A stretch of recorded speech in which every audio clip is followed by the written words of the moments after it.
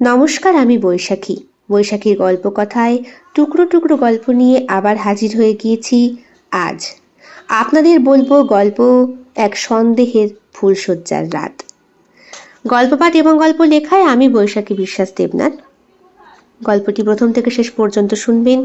ভালো লাগলে অবশ্যই লাইক করবেন, কমেন্ট করবেন, শেয়ার করবেন এবং আপনাদের প্রিয় চ্যানেল বৈশাখীর গল্প কথা সাবস্ক্রাইব করে বেল বাটন প্রেস করে পাশে থাকতে একদম ভুলবেন না বন্ধুরা। বৈশাখীর গল্প কথার গল্পগুলো আপনাদের কেমন লাগছে অবশ্যই কমেন্ট করে আমায় জানাবেন। আপনাদের এক একটি মন্তব্য আমাকে নতুন করে লিখতে সাহায্য করে। কথা না বাড়িয়ে শুরু করি আজকের গল্প পাঠ এবং লেখায় আমি বৈশাখী বিশ্বাস দেবনাথ। সারা সকাল ধরে একটা গানই মনের মধ্যে বেজেই চলেছে। আজ সারা বেলা কাটে না সময়, শুধু মনে মনে কি যেন কি হয়। শিমুল আর মাধবীর বিয়ে হয়েছে মাত্র। নতুন সংসার, নতুন সম্পর্ক, সবকিছুই যেন অজানা অথচ আকর্ষণীয়। ঘরে সাদা আর ফুল লাল রঙের, গন্ধ মিশে সবকিছু যেন আবেশে তৈরি। লাল সাদা বালিশে কাঁথা দিয়ে সাজানো খাট, মোমবাতির মৃদু আলোয় ঘর যেন আরো মায়াময়। বাইরে থেকে শোনা যায় মৃদু বৃষ্টির আওয়াজ, যা পরিবেশটাকে আরো রোমান্টিক করে তুলেছে। মাধবী লজ্জায় এক কোণে বসে, লাল বেনারসি ভারী গয়না মাথায় ঘোমটা টেনে সে একেবারেই চুপ। শিমুল দরজা বন্ধ করে। মাধবী চমকে ওঠে। সেটা শিমুলের চোখ এড়ায় না। কি হলো? না, কিছু না। তুমি কি সারাদিন এমন চুপচাপই থাকো নাকি কথাও বলো?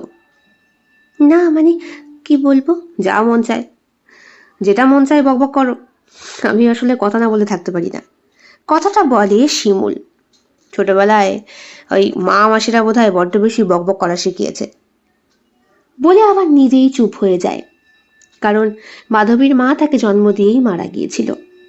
বাবা বড় করেছে তাকে, আর বড় পিসিমণি, যার কোনো সন্তান ছিল না, বিয়ের পরে যিনি বিধবা হন। এই ভুল হয়ে গেছে গো, বুঝতে পারিনি। ঠিক আছে, তুমি কাঁদছো? না না, কাঁদবো কেন? আসলে আমাকেও কথা বলা শিখিয়েছে।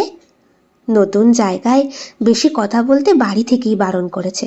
হ্যাঁ, তোমার সঙ্গে বিয়ে হওয়ার পর থেকে পৃথিবীর সব থেকে সুখী মানুষ বলে মনে হচ্ছে আমাকে। তাই? মাধবীর চোখে হালকা হাসি, লজ্জা কিন্তু তখনও তার কাটেনি। তুমি জানো, তোমাকে প্রথম দেখার পর থেকে ভেবেছিলাম কি করব মানে আজকের দিনের জন্য। হো, আচ্ছা, আমাকে খুব পছন্দ হয়েছে বুঝি? পছন্দ মানে? তোমার এডুকেশন কোয়ালিফিকেশন দেখে বেশি ভালো লেগেছে। বাই দ্য ওয়ে, তুমি কিন্তু চাকরিটা ছেড়ো না। না, চাকরি ছাড়বো কেন?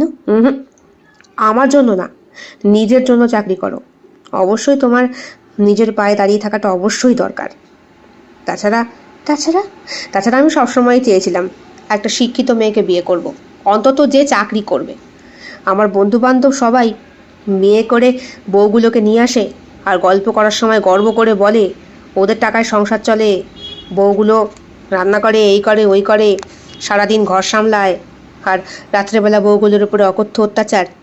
এটাই তো সমাজের নিয়ম। না, সমাজের নিয়ম এটা হতে পারে না শিমুল। সমাজকে এখন বদলাতে হবে। দেখো, যখন মেয়ে দেখতে যাওয়ার সময় জিজ্ঞেস করা হয় মেয়ে কি করে, তখন মেয়ের বাবা মা উত্তর দেয় মেয়ে এই পড়াশোনা করে এখন বসে আছে। এদিকে ঘরে সে রান্না বান্না হাতা খুন্তি সব কিছুই নাড়তে পারে। এটা কিন্তু বলে না যে মেয়ে চাকরি করে। আমার আবার সেই সব করতেই ভালো লাগে যেগুলো সবার থেকে আলাদা। হো, তার মানে রান্না বান্নাটাকে কোনো কাজ হিসাবে ধরছেন না? না, আরে না, ঘর সামলানো সব থেকে বড় কঠিন কাজ। তো মেয়েরা শুধু ঘরই কেন সামলাবে, বাইরেও তারা সামলাতে স্বাবলম্বী। আমাদের পুরুষ মানুষের থেকে তারা আরো বেশি কাজ করতে পারে, এটা আমি মানি। আর শক্তির দিক থেকে দেখো না, ব্যথা যন্ত্রণা সহ্য করার দিক থেকেই দেখো, সব দিকেই মেয়েরাই সর্বশ্রেষ্ঠ। আমরা আসলে মানতে চাই না, আমাদের পুরুষ সত্তা দেখাতে চাই। শিমুল চুপ করে তাকিয়ে থাকে তার বউয়ের দিকে। মাধবীও মুখর দৃষ্টিতে শিমুলকে দেখছে। এমন একটা মানুষকে সে পেল, এমন একটা মানুষ যার কথা শুনেই ভালোবাসতে ইচ্ছে করে। আহা, আপনি এত সুন্দর কথা বলতে পারেন।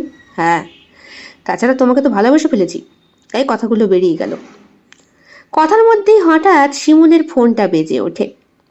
ফোনটা দেখে ভ্রু কুচকায় সে। কে ফোন করেছে? কোনো অপরিচিত নাম্বার। এই সময় কে ফোন করবে? ফোনটা ধরে শিমুল। ওপাশ থেকে একটা নারী কণ্ঠ ভেসে আসে। তুমি আমাকে ভুলে গেলে? সারাদিন আমাকে একটাও ফোন করলে না। মাধবী হতভম্ব হয়ে তাকিয়ে থাকে। ঘরটা যেহেতু নিস্তব্ধ, তাই ফোনের আওয়াজটা বেশ স্পষ্ট। মাধবীর মুখ শুকিয়ে যায়। শিমুল ব্যাখ্যা দেওয়ার চেষ্টা করে। দেখো দেখো, আমি জানি না এটা কে। বিশ্বাস করো, বিশ্বাস করো, আমার সাথে কারো কোনো সম্পর্ক নেই। তাহলে কেন সে অমন বলল? বোধহয় বোধহয় কেউ আমার সঙ্গে মজা করার চেষ্টা করেছে। আমি বিশ্বাস রাখছি, কিন্তু কিন্তু কি? আমার খুব মাথা যন্ত্রণা করছে। আমি শুয়ে পড়ব। শিমুলের এরপরে আর কিছু বলার ছিল না। রাতের অন্ধকারে চুপচাপ বসে থাকে পাশাপাশি দুইজন। বৃষ্টি থেমে গিয়ে ঝিঝি পোকার ডাক চলে আসছে। একটু একটু করে দেখতে পায় শিমুল ভোরের আলো ফুটছে। কিন্তু সন্দেহ দিয়ে যে ফুলশয্যা রাতে শুরু হলো, সেই সম্পর্ক কি আর কোনো দিন স্বাভাবিক হবে?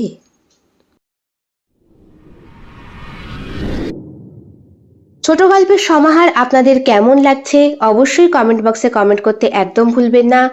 প্রতিদিন আসবো দুটো করে টুকরো গল্পের সমাহার নিয়ে। আপনাদের সাহায্য এবং সহযোগিতা একান্তভাবে কামনা করি।